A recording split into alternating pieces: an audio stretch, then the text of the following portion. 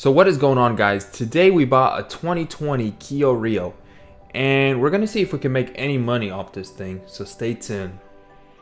So here's the first initial overview of the car, guys. The front is in pretty good shape. There's not much, just a couple of scratches.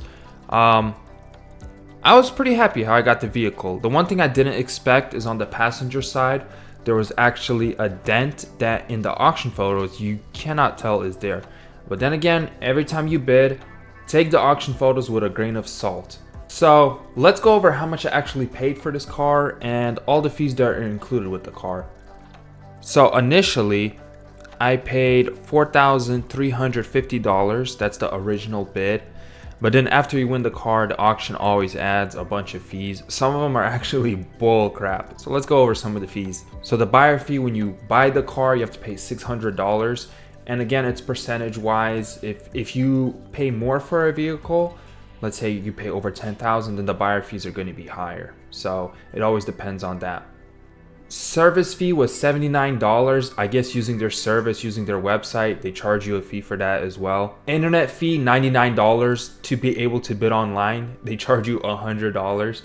Again, all these fees, and I am using a dealer, so these fees are less than if you were just a regular user. If you're a regular user, you'd be paying way more. So it's always, best to find a reliable dealer and always bid through them. And this one's complete bullcrap. Premium vehicle detail fee, $15.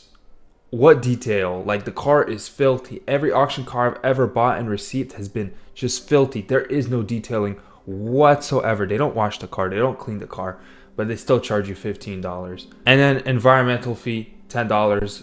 Don't know what that's about.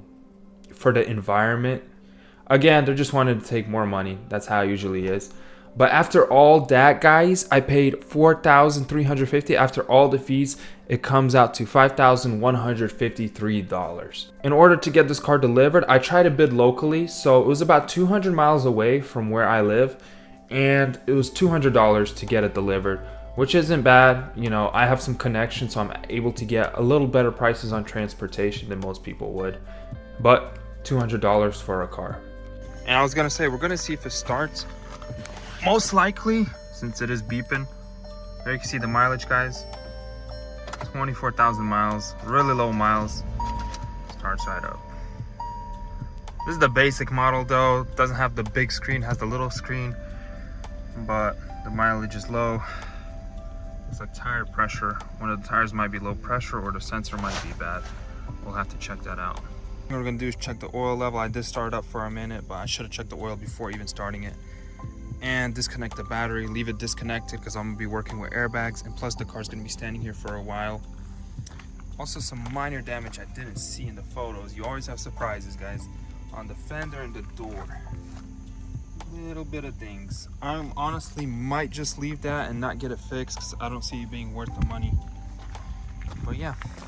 And one more thing, I'm gonna check all the tire pressure. Maybe we could get that TPMS light off, but we'll see if it's a faulty sensor or one of the tires are actually low on pressure. Okay, looks good. I don't hear any air leaks, but we are gonna keep an eye on this tire over the next couple days. When I get back, I'm gonna be gone for a week truck driving, but whenever I get back, I'm gonna double check on this tire. Make sure that air pressure is the same and that's not something expensive like a busted tire or a nail. If it's a nail, I could always get it out. That's not a problem. And we're gonna check this tire just in case, but I'm sure this one is fine. That rear one was the issue, and that's where the crash was, so it might be concerning, might be just fine. We'll have to, time will tell. Now, guys, we're gonna be disconnecting the battery since we are going to be doing airbag work. So we're disconnecting the battery, letting it discharge 15 minutes, should be good to go. I'm disconnecting it ahead of time. I'm going to work on the rear of the car first.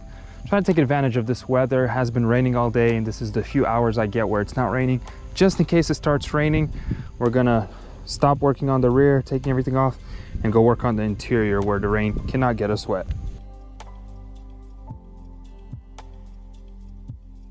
Now, usually it's fine to disconnect just the negative, but I am going to be safe and disconnect the positive as well. just for peace of mind that I know there's no power, nothing going to the car, and the battery isn't hooked up to anything. So I just like to play it safe. So we're done here, and now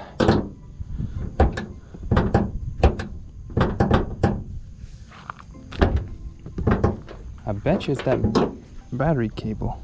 No? Perfect. We are gonna head and start taking the rear bumper off. Take off this rear foam piece as well. We just want to see what's happening back here. We have a visual idea of the damage, but we don't really see the damage underneath or in this middle section. So I'm gonna go ahead and take this rear bumper off, take off that tail light as well, and just see what's going on back here. So here, all I'm doing is just taking apart the car, you know, taking that rear bumper off to really see the damage behind the bumper, because with the bumper on, you can't tell how much damage is truly there. So I'm just taking everything off here, nothing special. It just takes a little bit of time, especially when some of the bolts are hard to reach because everything is just smashed up and pinched.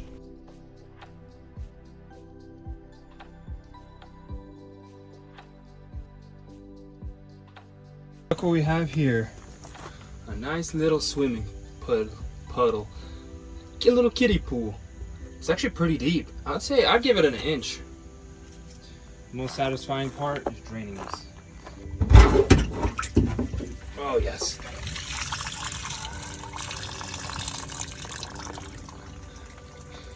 Nice. Pretty much from the rear end accident. This is pretty common theme. Water piles up here. You gotta get it out of there. Don't want water in your car. Finally got everything off. As you can see, the damage. This piece is completely folded in. So when I take it to the frame shop, they're gonna pull it out as much as they can. Most likely gonna have to get this whole piece cut out, along with these rails, because they are completely squished like a pancake. And one other unfortunate thing is the lights for the license plate got completely tore up. I was thinking of splicing them because these are in good condition, but with this one, it seems fine, but then it's all ripped here, and I don't know yet. I might try to save this.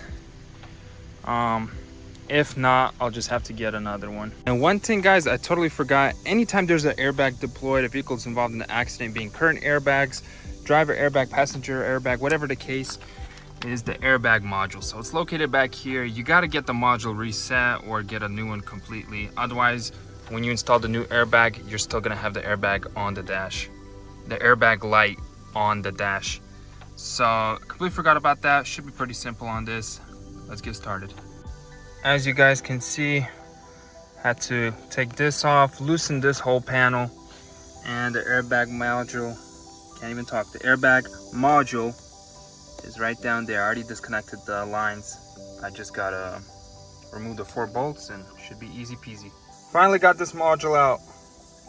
3 bolts, usually 4, this one's 3. It's a little tight in there. I feel like if I took all of this out, but that would be more work. I just try to finesse it and I got it out. Time to take it to the repair place, and yeah. So finally got the airbag out. It actually wasn't too bad. On most cars it's actually worse. This one's it's 3 clips, 1, 2, and then underneath.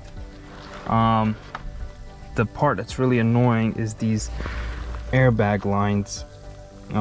Every time an airbag deploys, they get melted in here, and they're just a pain to take out. And I'm not sure on this car, but I'm thinking maybe this line could be disconnected from here, but I don't see a clip anywhere.